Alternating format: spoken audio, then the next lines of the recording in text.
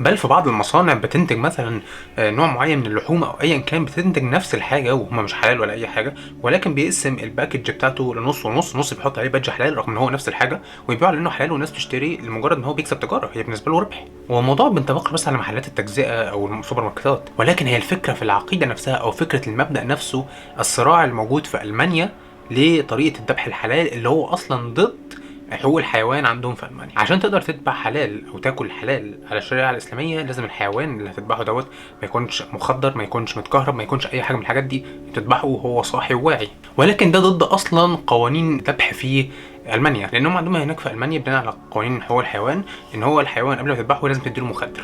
عشان يعني ما يحسش بالالام بتاعه الذبح. فهنا بقى ندخل في صراع اللي ما بين المسلمين هناك والذبح الحلال والسياسات بتاعه الدوله بتاعه المانيا، اللي هو احنا لازم نذبحه وهو صاحي عشان نقدر نقول عليه حلال، ولكن هناك قوانين بتمنع اصلا ان انت تذبحه باي شكل ولازم تديله مخدر عشان